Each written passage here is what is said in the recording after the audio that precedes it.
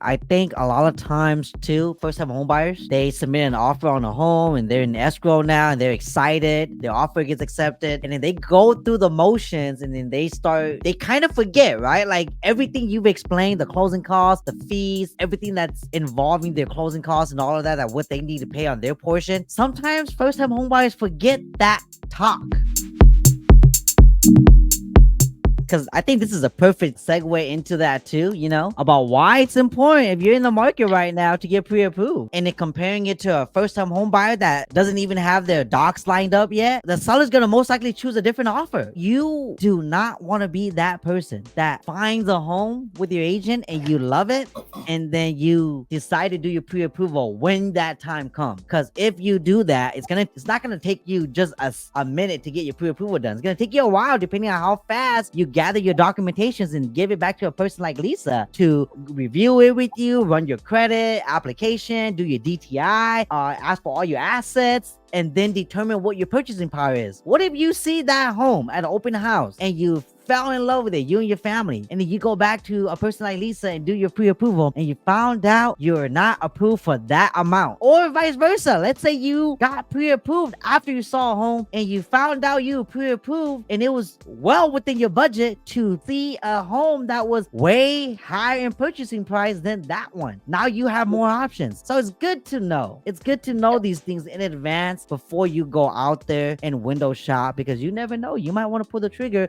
and you might just end up shooting yourself in the foot. So that's just me sharing a little bit about the importance of it, but Lisa's going to talk more about it. You're setting yourself up for failure that way. You're going to be so disappointed. How hard would it be when you go into a home and you're absolutely in love with this home, and then you find out the payments? So what do we say in this industry? You fall in love with the payment before you fall in love with the house, because at the end of the day, the home is you. The home is your family. The home is the space that your family gets to grow up and make memories in. Whatever the house is, if that finance, which is the number one reason why people get divorced in the first place, if you're not able to create peace in that house is not going to be your home. Even though when you purchase a home, it shouldn't be an emotional purchase, but when you live in a home, it's going to be emotional. There's going to be a whole bunch of memories, a whole bunch of things that's going to happen and whatnot. So really, the pre-approval is not just so that you can get your ducks lined up and ready to purchase a house, but it's getting you emotionally, mentally ready and spiritually ready for many of us too, to be super prepared about that. Right? And then that way you won't be so disappointed, because once you fall in love with that $800,000 house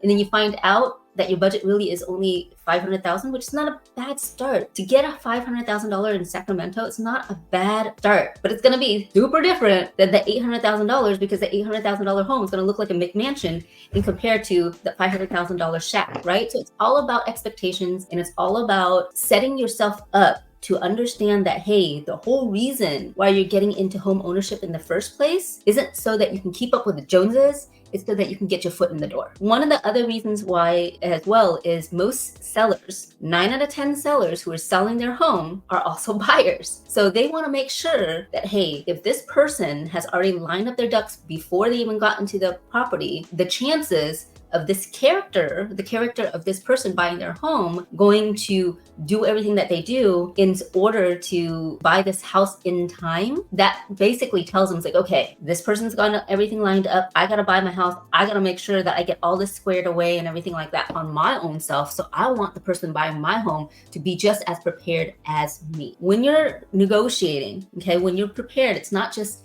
okay, let me go call an online lender. Let me crunch some numbers online myself and get myself ready. No, it's not about that, guys. You have to get yourself in a situation where you know your numbers, you know your options, you have a plan A, B, and possibly even C with the options, which I'll reiterate this again. As a licensed loan officer, we, by law, our license says we have to give you multiple options so that you are best educated on what's best for you. If you go online, they're going to pump in whatever you enter in. They're not going to give you strategies. They're not going to give you, okay, if you did it this way, you put a little bit more down, if you buy off the mortgage insurance or something like that, it might give you a little bit more buying power. And each each person, like your fingerprints, has a different DNA when it comes to getting the best loan. And when I say the best loan, it's the best loan that's strategic for you, not just for today, but 5 years down the line and 10 years down the line and things like that. Right now, what I'm coaching my clients is go ahead and see if buying down the interest rate makes sense for you. So if you're buying down the interest rates,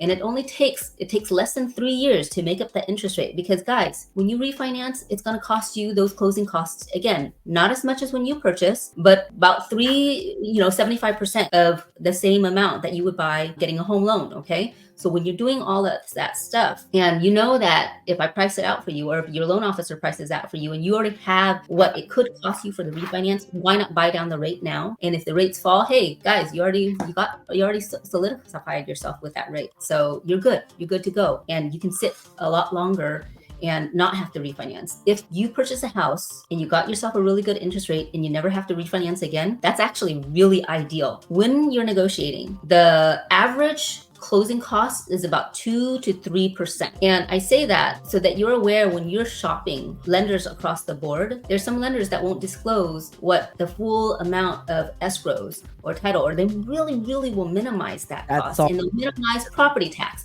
They'll minimize home insurance and things like that, just to make that sheet look so much prettier, because hey, at the end of the day, it looks like you're paying a lot less. Then what happens? You save up $20,000, $30,000 to purchase that house, and come find out you're already in escrow, you already paid for the inspection, you already paid for the appraisal, and come find out that escrow fee is 3 times as much as your lender told you. That title fee, that property tax, all that stuff is so much higher. And you're thinking to myself, but I only saved up $30,000. I'm short $10,000. Where am I going to come up with this? And this is where that nightmare comes in, where people tell you, say, oh, my loan process was such a nightmare. And I like to prepare people. I like to over deliver rather than over promise. And guess what, guys? Legally, let's just say, for instance, your closing cost is $12,000, but I'm going to quote you $15,000, $16,000 because 1, maybe you want to buy down the interest rate. 2, maybe the seller is willing to give you a whole bunch of credits. And this happened before, right, Chia? Where you negotiated $20,000 worth of closing cost credits, but then come find out the closing cost is only $12,000. So there's $8,000 left on the table. Guess what? Take that $8,000 and buy down the interest rate. So a lot of things that you can Only do. on the table. Correct. And if you knew that ahead of time,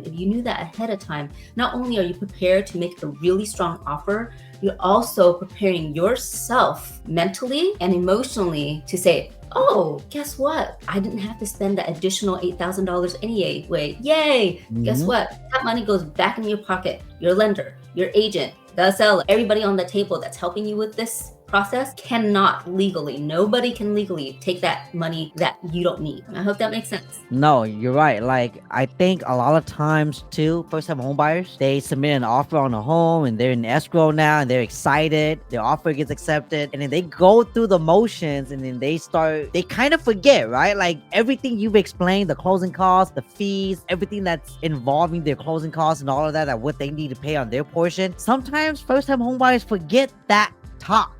Go through the motions and they're in escrow, and then you guys have that talk again because the loan estimate comes out, loan disclosures and all that need to go over. They forget that conversation with you. This is why I love that Lisa always sits down with the clients. Lisa always make sure that they remember things, and then she just doesn't do that to them. She reaches somebody like me or the agent that client is working with, and she lets the agent know that, hey, look, I just sat down with this so-and-so and I went over all of this. They may have been overwhelmed, but in case they aren't, they let you know, and they don't let me know so I could reach back out and simplify it again. Little things like that. It's so important, and that's why we over communicate, especially when it comes to the numbers, because it is overwhelming. Yeah, the last thing you probably remember that was number-wise was the address that you submitted the home on. And now you're talking about 3.5% down. You're talking about 2% closing cost assistance. You're talking about all of this, and you're like, man, was it really this much, or was it really this amount? And so sometimes it's just information overload, It is. And you forget which numbers belong to which section that you're talking about. That's absolutely normal. And this is where having that relationship, okay? It's not a transaction, but having that relationship with your agent and with your loan officer. They're there to really help you. They're not just your Tell loan officer. them. Yeah, I mean, at least a good one, right? Your good agents, your good loan officers, they're your coach. They're your cheerleader. They want you to succeed. Yeah, tell your agent or your lender that you're working with if you feel some sort of way, if you don't understand anything, like over communicate that as well, because we can't read your mind. Most of the time, like we're probably only seeing you when we're looking at homes, or we're out for lunch or on the closing table and signing paperwork and all that, or giving keys, right? And so if it's any time in between that, you're not gonna see us. So call us, text us, email us what you got to do, questions and concerns you have, and over communicate that, because I could guarantee you most of the times your concern is because it's all up here. You've been asking yourself the question and you've been answering your own question, but you've been giving yourself the wrong answer when you should have been asking the question to your agent or to your lender, so that way they could explain it correctly, and so that way they could remind you also why you are there in the first place. Because sometimes it's overwhelming and people forget. People really do forget, and that's why you have individuals like myself and Lisa to assist, so that we can walk you guys through that process and break it down, make it more simple, so that you guys could digest that information and make a good decision. All right, I'm gonna let everybody go. Hopefully you guys found this informative. If you guys did, like it, share it with your friends and family that's looking to buy or sell. If they have any questions at all about getting pre-approved, they want to know what their situation is like, just reach out to Lisa, okay? I was on her site earlier. Just go look at it, just get in contact with her. Right here, it's called loanlanguage.com. Just go check her out. She's super cool. She'll run all your numbers for you and let you know if it's a good time for you and your family to buy or not. And, go from there. If you guys need a home inspection, reach out to Charles. He is this good looking guy right here, All right. But I'm going to let everybody go. Good night. See you guys next time. All right. Chi fans, peace out.